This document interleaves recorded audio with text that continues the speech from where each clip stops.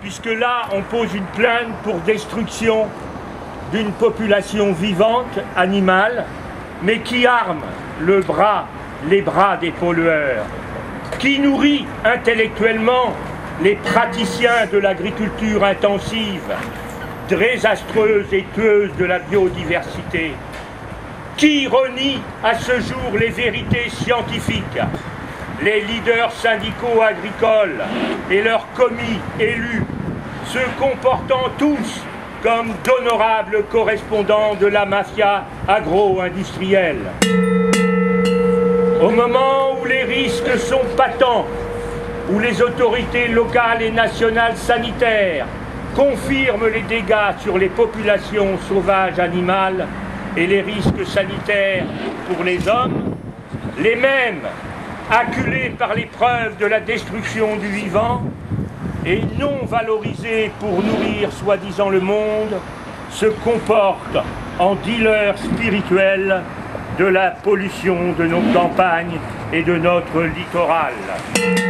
Ce sont eux qui nourrissent le préfet et ses affidés dans ses orientations agricoles qui perversent notre environnement, car M. Morfois ne serait pas mort si la note du préfet du 1er octobre 2007 avait été appliquée.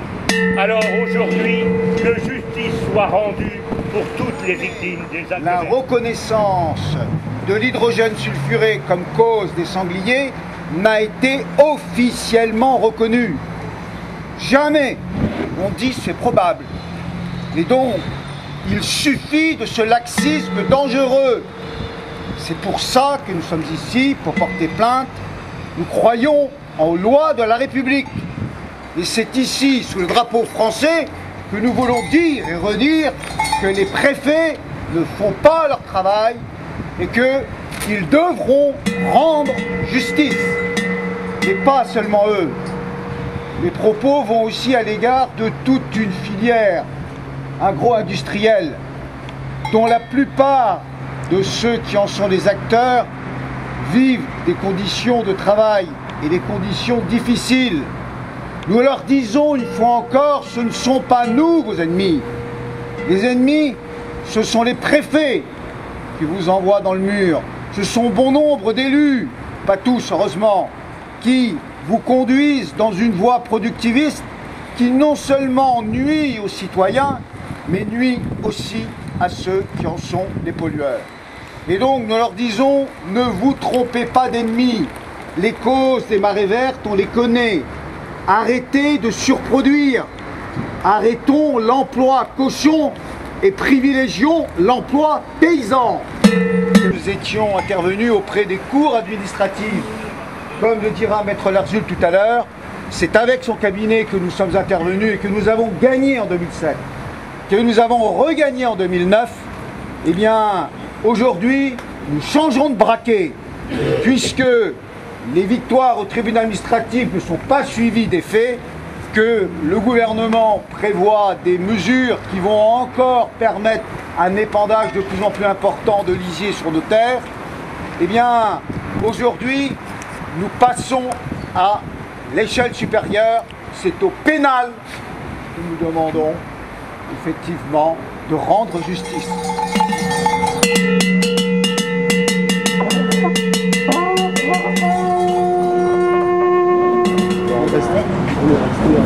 J'ai déposé plainte entre les mains de monsieur le procureur à l'encontre des représentants de l'État des préfets des Côtes-d'Armor, de leurs donneurs d'ordre, de leurs supplétifs, à l'encontre de tous autres complices, auteurs, co-auteurs, pour le décès des sangliers cet été dans l'estuaire du Bouessant. Nous avons porté plainte parce que cette affaire a montré que le décès des sangliers impliquait la violation de textes du Code de l'environnement sur deux plans. Sur un premier plan du texte du Code de l'environnement qui impose au préfet de prendre toutes mesures pour préserver les sites classés. Or, la baie de Saint-Brieuc est un site classé depuis un décret de M. Jospin en 1998. Et ce classement impose au préfet de protéger la faune, la flore, les eaux de baignade.